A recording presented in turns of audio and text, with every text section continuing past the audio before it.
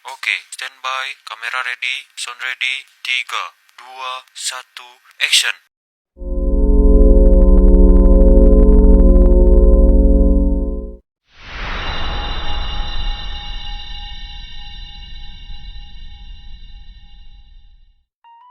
Assalamualaikum warahmatullahi wabarakatuh. Perkenalkan, nama saya Mila Rahmatunisa dari program studi Tadris Matematika semester 4 dengan NIM 20233949000011. Nah, kali ini saya akan menjelaskan tentang bagaimana cara menggambar bola yang ada di dalam tabung dan juga volume dan luas permukaan tabung yang ada di dalam kerucut. Nah, sekarang kita akan masuk ke menu Google dan ketikkan di kolom pencarian yakni GeoGebra Classic. Nah, ini dia adalah tampilan ketika kita masuk dalam GeoGebra.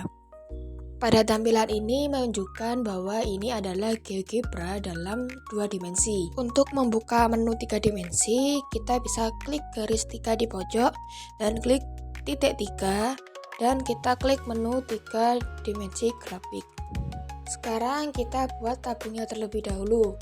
Yang pertama, kita klik poin untuk menentukan titik pusat dari lingkaran sebagai alas tabung. Untuk membuat lingkaran, kita klik circle center dan radius dan klik titik pusat titik A dan tentukan jari-jarinya. Di sini saya menggunakan jari-jari 3. Nah, jadilah alas dari tabung tersebut. Kita buat tabung dengan klik tools piramid dan bentuk tabung.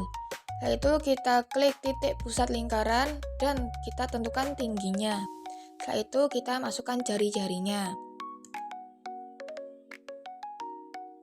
Di sini saya ingin merubah warna dari tabung tersebut. Kita klik dari bagian tabung, klik kanan, klik setelan, klik color. Nah, di situ kita bisa pilih sesuai selera masing-masing. Untuk buat bola, kita klik sphere center dan radius.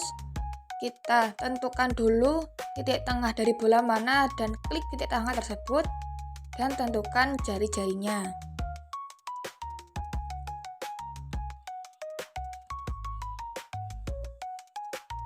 Nah, ini adalah gambar yang menunjukkan bola yang berada di dalam tabung.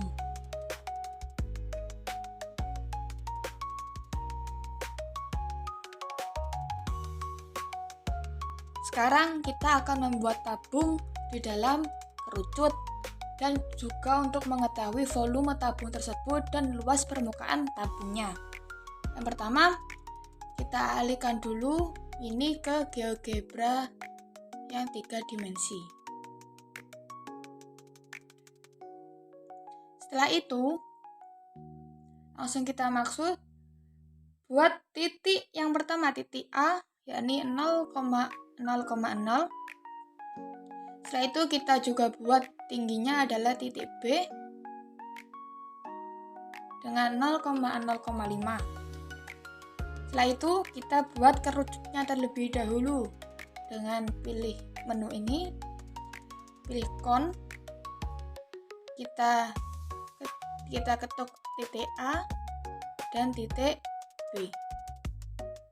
Dengan jari-jari, kita ambil jari-jarinya 3. Nah, jadi untuk bangun ruang bidang kerucut. Setelah itu, kita klik di bidang yang dimensi 2. Kita klik yang ini. Kita klik shoulder. Nanti untuk mengganti ukuran-ukuran tabung sesuai dengan bentuk kerucut. Kita klik di sembarang arah, saya klik di sini. Setelah itu, namanya saya ganti dengan H. Untuk minimalnya, saya ganti dengan 0. Maksimalnya 5. Dan instrumennya saya ganti dengan 0,01.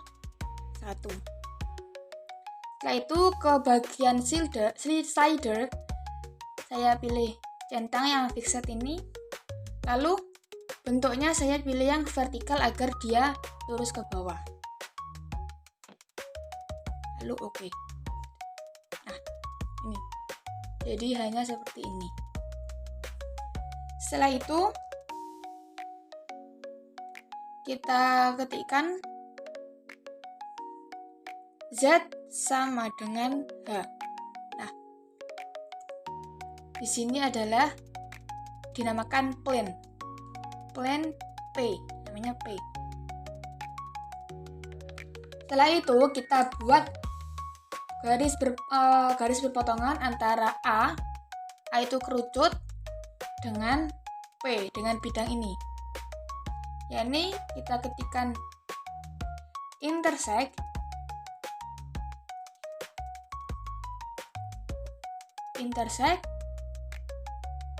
ini kita isi dengan A kerucut tadi dengan bidangnya, yakni bidang P. Lalu kita enter.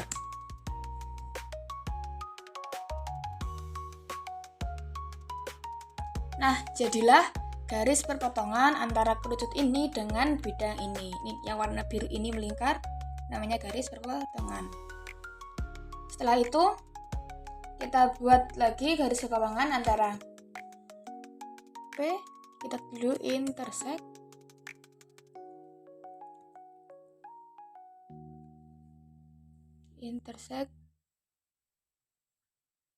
P ini dengan Z aksis.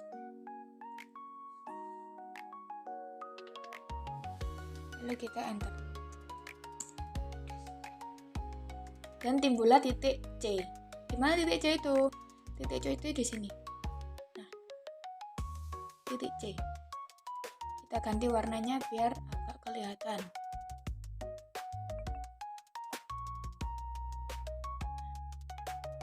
Ini titik C. Setelah itu kita ke bidang yang 3D, kita klik yang di sini. Dari di sini kita cari parallel line. Setelah itu kita klik sumbu X dengan titik C. Nah, setelah itu kita input di sini intersect antara titik D tadi dengan garis F.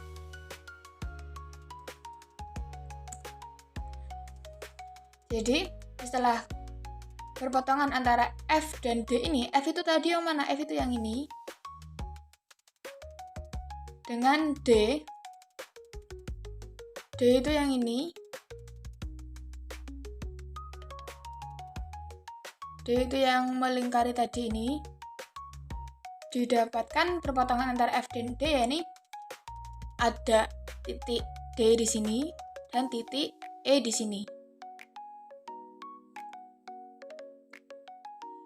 Kita ganti dulu warnanya biar kelihatan warna hitam.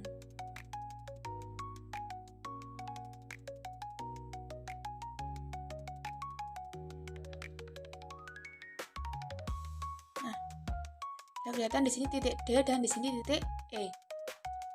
Setelah itu kita klik di bidang 3 dimensinya. Lalu kita cari lagi yang namanya parallel line tadi. Sekarang kita klik sumbu Z, ini sumbu Z dengan titik E. Ini titik E. Nah, muncullah di sini. Ini dinamakan garis G. Nah, setelah itu, setelah garis G terbuat, kita cari ke di sini, namanya intersect. Kita klik garis G ini dengan sumbu X. Nah, muncullah titik F di sini atau di sini. Setelah itu, kita ke menu segmen, klik A ke F. Nah, jadilah I, di mana I ini nanti dijadikan sebagai jari-jari dari tabung. Setelah itu kita buat tabungnya, yakni dengan ketik silinder menu ini dan point and radius. Kita ketik yang pertama adalah A, selanjutnya C, selanjutnya ini jari-jarinya kita tadi pakai I. Nah, terbentuklah tabung di dalam kerucut. Jadi, jika sildernya itu kita naik turunkan, bentuk tabung menyesuaikan dengan kerucutnya.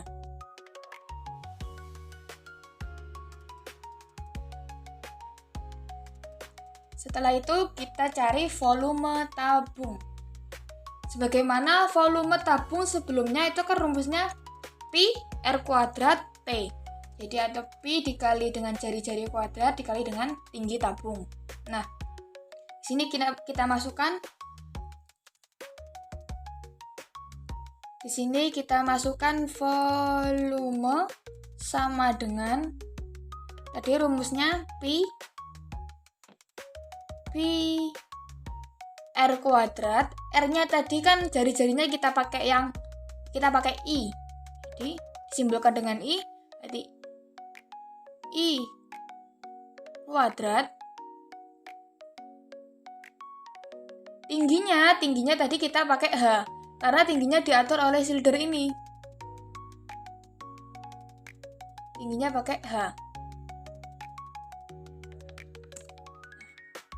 Jadi volume dari tabung di dalam kerucut ini adalah 13,12, tapi ini tergantung dengan tingginya ini. Jika kita naik turunkan, volumenya juga akan berubah.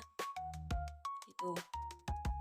Setelah itu kita cari luas permukaan tabung, yakni di mana dasarnya rumus luas permukaan tabung adalah 2πr dikali R plus T.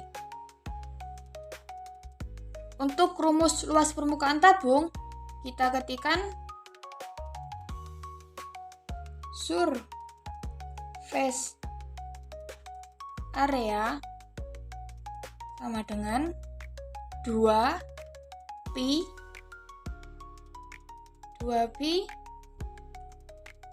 kali Pi dikali R-nya tadi kan jari-jarinya kita pakai I. Setelah itu dalam kurung jari-jarinya tadi pakai I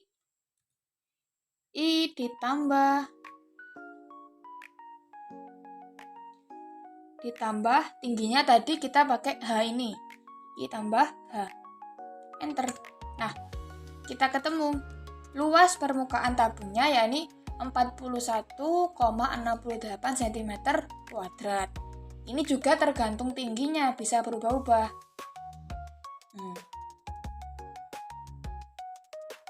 Nah, sekian penjelasan dari saya, semoga bermanfaat. Wassalamualaikum warahmatullahi wabarakatuh.